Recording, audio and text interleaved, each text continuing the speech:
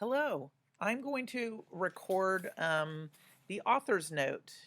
The author is Scott Odell, and this is one of his. He wrote a lot of books, a lot of books, and this is one considered to be one of his best books. It's a classic, one of his better efforts.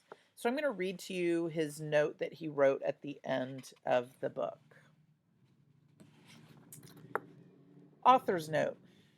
The island called in this book the Island of the Blue Dolphins was first settled by Indians in about 2000 BC, but it was not discovered by white men until 1602.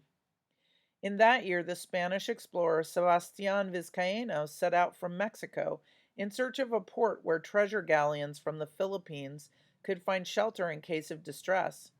Sailing north along the California coast, he sighted the island, sent a small boat ashore, and named it La Isla de San Nicolás in honor of the patron saint of sailors, travelers, and merchants.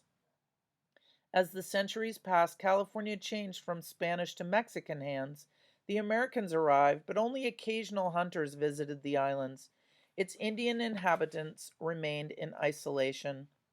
The girl Robinson Crusoe, whose story I have attempted to recreate, actually lived alone on this island from 1835 to 1853 and is known to history as the Lost Woman of San Nicolas. The facts about her are few. From the reports of Captain Hubbard, whose schooner carried away the Indians of Galestat, we know that the girl did jump into the sea, despite efforts to restrain her. From the records left by Captain Nedever, we know that he found her 18 years later alone with a dog in a crude house on the headland, dressed in a skirt of cormorant feathers. Father Gonzalez of Santa Barbara Mission, who befriended her after her rescue, learned that her brother had been killed by wild dogs. He learned little else, for she spoke to him only in signs. Neither he nor many Indians at the mission could understand her strange language. The Indians of Galestat had long since disappeared. The lone woman of San Nicolas is buried on a hill near the Santa Barbara Mission. Her skirt of green cormorant feathers was sent to Rome. Outermost of the eight Channel Islands, San Nicolas is about 75 miles southwest of Los Angeles. For years, historians thought it had been settled 6 centuries ago, but recent carbon 14 tests of excavations on the island show that Indians came here from the north long before the Christian era.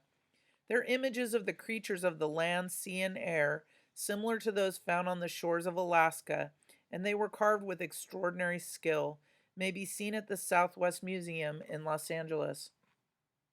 The future of San Nicolas is not clear. It is now a secret base of the United States Navy, but scientists predict that because of the pounding waves and furious winds, it will one day be swept back into the sea. In the writing of Island of the Blue Dolphins, I am deeply indebted to Maud and Delos Lovelace, to Bernice Eastman Johnson of the Southwest Museum, and to Fletcher Carr, formerly curator of the San Diego Museum of Man. And then tells you a little bit about Scott Odell. Scott Odell, who was born in Los Angeles in 1898, wrote 26 books for children before his death at the age of 91. Among his many literary awards were the Newbery Medal for Island of the Blue Dolphins and the Hans Christian Andersen Medal for his body of work, the highest international award given to an author of children's books. It was not until 1960, 26 years after his first novel for adults was published, that he wrote a book for children. It was Island of the Blue Dolphins, a story that has been translated into 19 different languages and after 30 years is still read by children around the world. In 1976, the Children's Literature Association named Island of the Blue Dolphins one of the 10 best children's books of the past 200 years.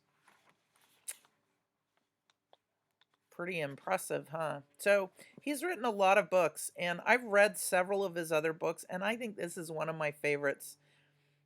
He wrote a book called Black Star, Bright Dawn, Streams to the River, River to the Sea, The Black Pearl.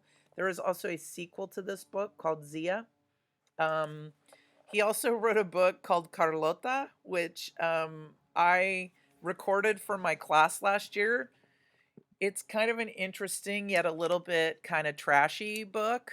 Um, and it's recorded here on YouTube. If you want to listen to Carlota, all the chapters, I recorded all of them. It's kind of a page turner. When I was recording it, I just kept recording chapter after chapter because I wanted to see what was going to happen next. So, anyhow, I hope you've enjoyed Island of the Blue Dolphins, and I hope you feel like you're one of the thousands of people in our world because every fourth grader in the United States reads Island of the Blue Dolphins. It's just a classic book. So now you are officially one of those people who have read this book, and that should make you feel really good. I will talk to you later.